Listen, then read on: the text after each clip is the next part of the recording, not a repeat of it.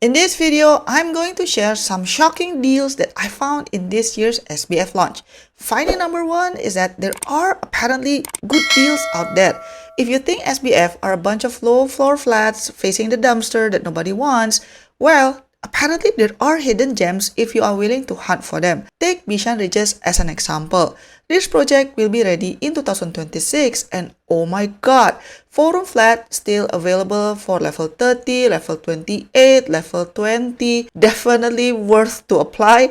And look at this, there are so many options for different blocks. Another great example is the Woodley Hillside project. The keys are already available and it's located in the Bidadari area where there are neighboring projects where the resale flat there already being sold for over $1 million.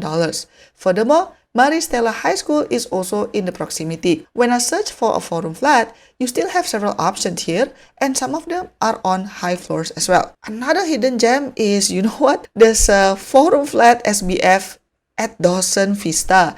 As you know, this project is one of the legendary $1 million resale flat producer. It's not bad because it's located on the 8th floor and priced just under $800,000.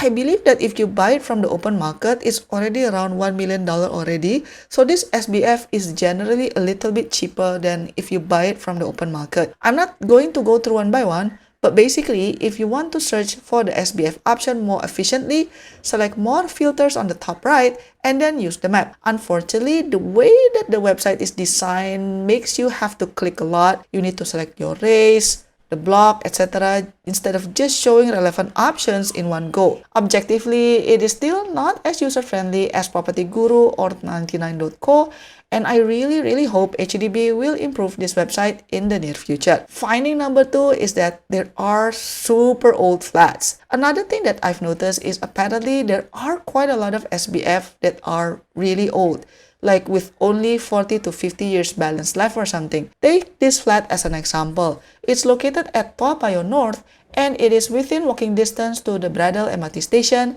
It's a 4-room flat on the 13th floor, which is quite high, but the remaining lease is only 48 years left. This is also another example, another 4-room flat, but this time in the Ang Mo Kio area. The balance lease is only 54 years left and it's located on the 9th floor. So actually the floor level is not bad, but it's just very old. When I look into this further, apparently those flats are usually repurchased by HDB, which explains why the building is already very old. But you know, if the location is good and the floor level is medium to high and the price makes sense, why not, right? How do you know if it was repurchased by HDB? Well, there's an asterisk next to it. I look it up and there are several reasons that HDB would repurchase a flat. The first reason is compulsory acquisition. So HDB can acquire a flat if the owner or their spouse no longer lives in it or if it was used for an unauthorized purpose. For example, if the owner rents out the whole flat before MOP, or you use the method of pretending to lock one room and rent out the flat, etc. and HDB finds out. Another scenario is apparently HDB might also buy back flats from owners who have difficulty selling. But note that such requests will only be assessed on a case-by-case basis.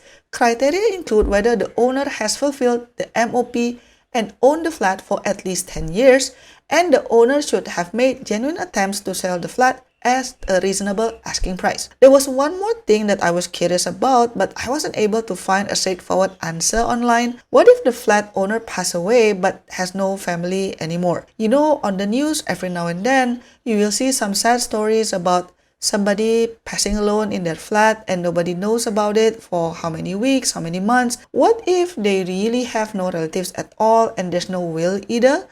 I'm kind of guessing that eventually HDB will acquire the flat as well if there's really no other way, because the wording that I can find, in quote, the HDB can acquire a flat if the owner or their spouse no longer lives in it. Although these SBF may be a good deal, unfortunately, we cannot know for sure because there's no actual photo of the flat even though the unit is ready to move in. But I mean, I get it, their capacity is limited, and then before taking a photo, it actually requires a lot of preparation, right? The unit needs to be in a neat condition, probably needs to be staged, and the lights must be on. But then if the lights must be on, then the power or the electricity must be activated, etc.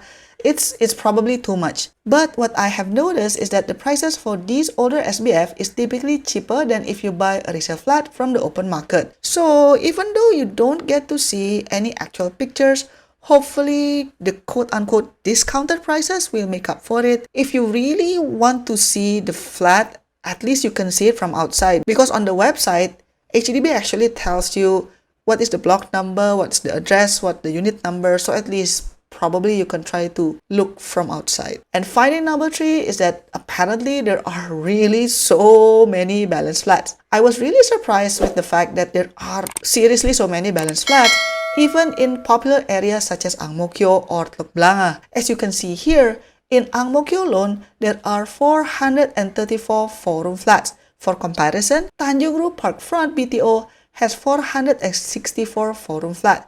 So to have that many balanced flats in a great location really surprises me. Tengah actually has more balanced flats, but it's kind of understandable because they have a lot of BTO being built there and it's a non-mature area. Punggol and Tampines also have quite a lot of balanced flats. But you know what?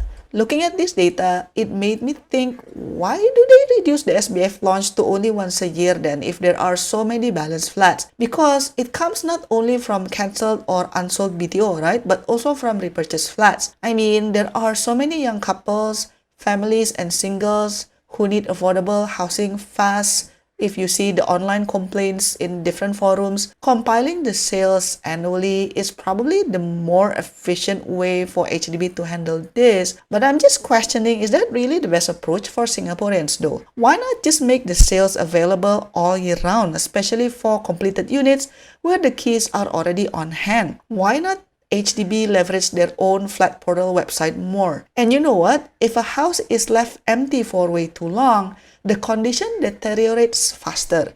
You know what I mean, right? If you only have an annual sale, that means the longer the house is left empty. I don't know guys, I'm sure HDB and the government have their own reasons, but I'm just saying that if it was up to me, I would have done things differently. But then again, what do I know? I'm just some random YouTuber with a funny accent. But hopefully you enjoyed this video. Don't forget to like and subscribe, and I'll see you in my next video. Bye bye!